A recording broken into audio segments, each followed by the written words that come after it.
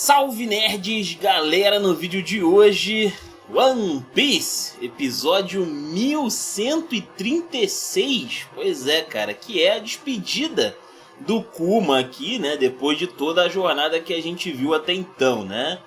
Enfim, pelo menos por enquanto, né, pra quem já viu aí o spoiler aí do próximo capítulo, no final tá ligado. Mas enfim, vamos lá, até tocando um gospelzinho aqui fora, não sei se tá dando pra ouvir aí, porque deve ter, eu imagino que o redutor de ruído vai estar deixando bem baixinho, mas enfim, vamos lá.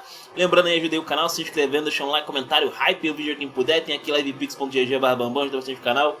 Tem os membros, um salve para os membros que estão aparecendo aqui. E também link da Shopee na descrição, belezinha? Vamos lá. A gente começa aqui com o Kuma falando aí com a Bonnie, né? Recapitulando lá, quando ele falou com a Bonnie sobre o Nika, né? Falando que ele é o Nika é o herói dele, né? É legal, e detalhe que ele trata o Nika com a Bonnie como se ele existisse de fato, fosse fisicamente uma pessoa, né? Isso é importante para o que acontece na sequência. Porque a gente vê aqui a Bonnie, né? Depois que ela já agora tá embarcando, né? Tá se aventurando no mar e tal, né? Ela ia passar ali um batom na boca, só que a galera dele acaba... A galera da Bonnie chama ela aqui pra fora, né? Do barco ali, porque eles estão chegando num lugar que parece que o Kuma está lá. Dizem, né? Os rumores aí de que o Kuma estaria nesse local. E aí eles vão lá e invadem a cidade basicamente, né? Parece até que eles vão destruir a cidade aqui, né? Mas não, na verdade muito pelo contrário. E é interessante aqui os marinheiros, que tem os marinheiros esperando a Bonnie, né?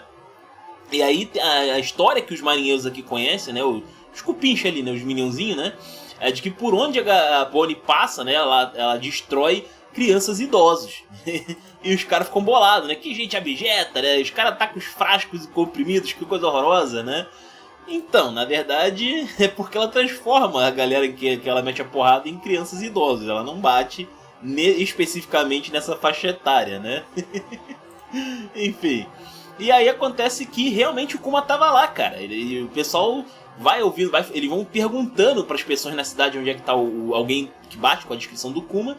E o Kuma realmente tava lá, só que aí ele fala que não é para eles se encontrarem, né? Então, ele simplesmente ele tá com medo, né, da situação e tal, né? Que ele fez a promessa lá pro Jair Garcia, né? E aí ele vai embora usando o poder da patinha, né? E aí a Bonnie fica bolada, porque não encontrou ele. E aí ela comenta aqui, né, que ela quer ir atrás do Nika também. Porque, como ele tinha falado, né? O Nika, ele falou como se o Nika fosse real, então ela quer encontrar o Nika na esperança de encontrar o Kuma, né? De poder chegar e falar, olha, eu achei o Nika, eu achei o cara que você estava procurando a vida inteira, né? E aí, ao mesmo tempo, a gente tem aqui o Luffy. O Luffy vencendo o Arlong usando o machado de borracha, que eu tinha comentado aí no outro episódio, né?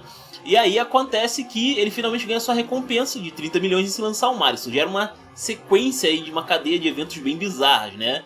E a gente vê aqui, né, o Dragon indo lá em Logtown, né? O Smoker vendo lá também o cartaz do Luffy, né? O Ace falando para o Jinbe sobre o irmão dele, né? Tem essa história aí. E o Kuma também, né? O Kuma vê o cartaz e ele comenta. Ele pega o cartaz do Luffy e da Bonnie. E ele comenta que os dois se lançaram ao mar ao mesmo tempo, praticamente, né? Curioso como é que as coisas são. Ao mesmo tempo começou a rolar essa jornada da Jory Bonnie e do Luffy, né? Aí tem ela aqui falando com a galera do bando dela aí, né? Sobre quais são meio que os mandamentos da pirataria deles ali, né? E aí tipo, vamos saquear, mas só ladrões. Vamos... Não vamos ajudar as pessoas que não queiram ajuda.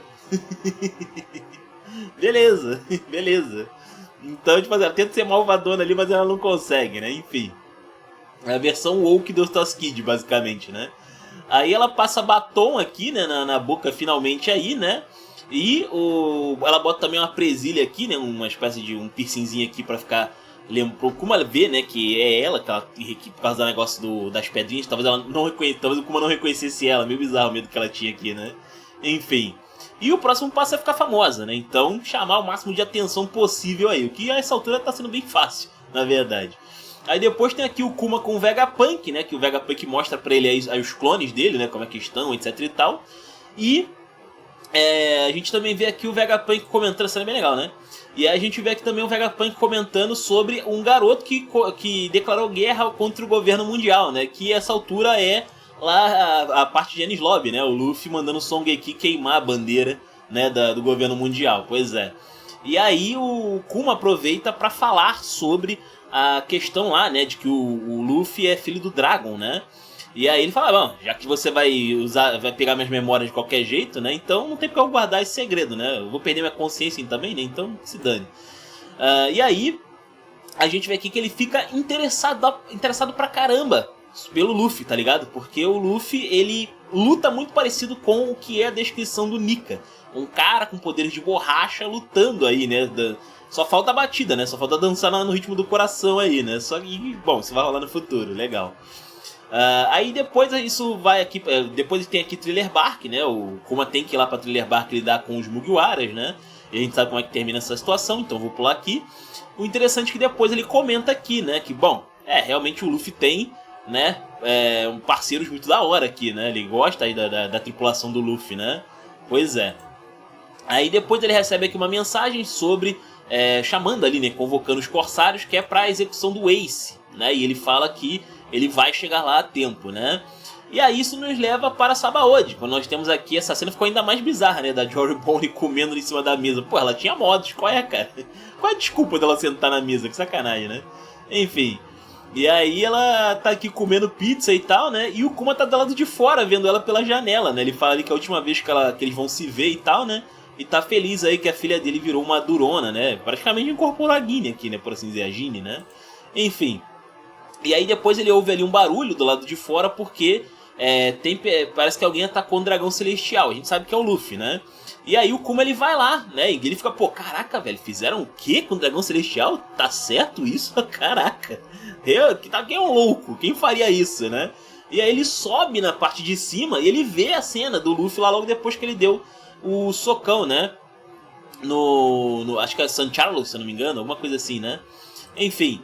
E aí acontece que, né, ele de novo o Luffy chamando a atenção do Kuma, né, cara? Porra, de novo esse cara, velho. O cara tá bolado, hein? Além de queimar a bandeira do governo mundial, o cara deu um soco no dragão celestial, bolado.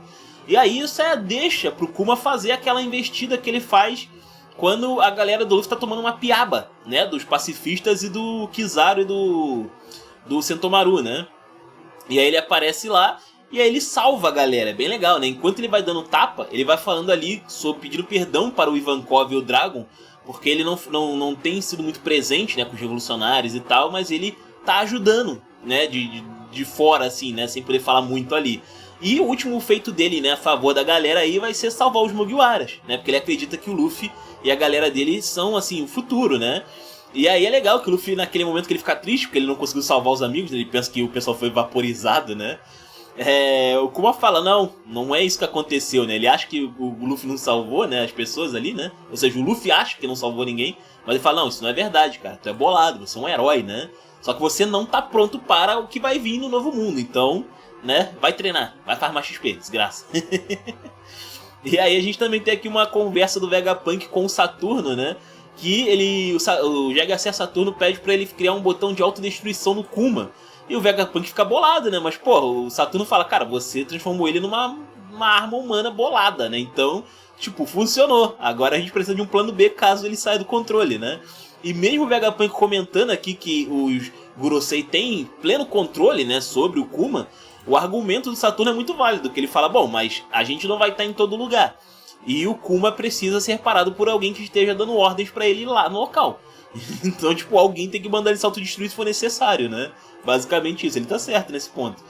E aí, o Vegapunk tenta ali jogar uma artimanha ali, né? De que ele pode mudar a personalidade do Kuma, etc e tal, né? E aí ele fala, cara, isso não funciona comigo, cara. Eu também sou cientista, eu sei que se você for fazer qualquer modificação no Kuma eu vou saber, né? Nesse sentido. Enfim. E aí acontece que depois da conversa o Kuma tava ouvindo a situação, né? Ele tava no quarto do lado ali porque ele tem super audição. O Vegapunk deu pra ele super audição, né? E aí o tempo começa a fechar em Egghead, né? Chegada a hora aí, né? De apertar no caso lá, puxar a alavanca lá que vai desativar a consciência do Kuma, né? E ele tá felizão, cara. O cara tá tranquilão, né? Afinal de contas, porra, tudo pela Bonnie, né? Então tem que ir com a consciência tranquila, pelo menos, né? Interessante. E aí o Vegapunk comenta aqui que provavelmente a primeira missão dele, depois que ele perder a consciência, é Marineford, no caso, né? Lutar contra o Barba Branca, né? Por isso que ele já chega lá alterado, diferente do que a gente vê antes, né? Por causa dessa situação toda. E aí a gente vê aqui umas paradas interessantes, né? Porque o Kuma pede pro Vegapunk ali que depois desse incidente programar o Kuma para poder ele proteger o Sunny, né, pelo tempo lá do time skip, né? Bem interessante. Ele fala aqui, né, que as ações do Luffy comovem a alma dele, né? Bem interessante esse negócio. Apesar dele do Nika não existir, ele até fala aqui, né, que o Nika ele é só uma lenda pra ele, né? Mas, porra, o cara tá vestindo a camisa, né? Então por que não, né? E ele falou pra Bonnie como se fosse real, né? Ele comenta essa parada aí, né? Ele falou pra Bonnie que ia surgir alguém que agisse como Nika e esse cara realmente parece que é ele, né? Então é interessante esse negócio. O Vegapunk fala que, pô, cara, tá um revolucionário apostando num pirata, tá de sacanagem, né? Enfim, mas isso aí, a contradição faz parte da humanidade, né? Mostra que ele realmente é humano. Aí a gente vê ele fazendo um backup aqui das memórias dele, que era a promessa que ele fez pro Vegapunk. Detalhe, ele não perde as memórias, ele só literalmente faz um clone das memórias dele naquela bolha, né? E aí, quando ele tá indo embora ali, olhando pra bolha dele, ele comenta quantas pessoas ele já incomodou em vida, né? E o Vegapunk comenta aqui que viver é causar problemas para os outros. É bem legal essa metáfora em One Piece, porque mesmo quem tem uma vida sem causar mal a ninguém, evitando causar mal a ninguém, acaba incomodando alguém por ser muito pacífico, né? O Kuma é quase que praticamente isso, né? Enfim, não tem como. Você tem... Querendo fazer o bem, você acaba fazendo mal a alguém, mesmo que seja uma pessoa ruim. E você faz mal a alguém. Doideira. E aí teve toda a memória ali do Kuma, muito triste a cena, né? E o Vegapunk comenta aqui, né, depois dessa...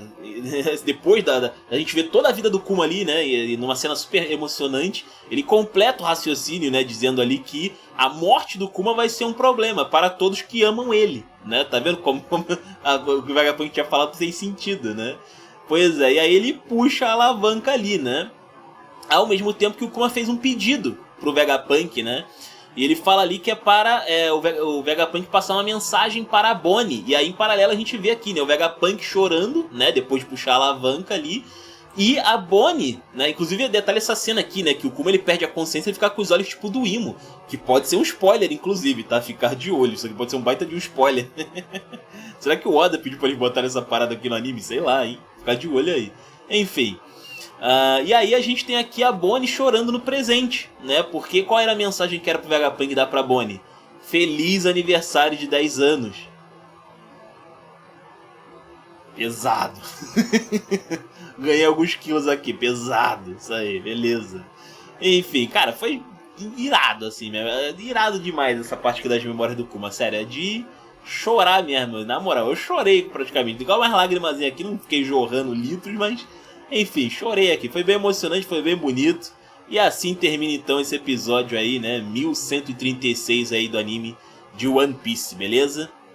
E é isso, muito obrigado aí todo mundo que compareceu aí, beleza? Todo mundo que vai ver esse vídeo. E vamos voltar aí à atualidade no próximo episódio de One Piece, beleza? Volta a história aí, né, de onde parou, beleza? E é isso, muito obrigado aí todo mundo que compareceu. Não esqueça aí, se inscrevam, deixem um like, compartilhem, hypem o vídeo aí. Tem aqui livepix.gg/bambam, ajuda bastante o canal. Tem os membros aqui, um salve para os membros aí, estão aparecendo aí durante todo o vídeo. Link da Shopee na descrição. Muito obrigado, valeu nerds. Fui!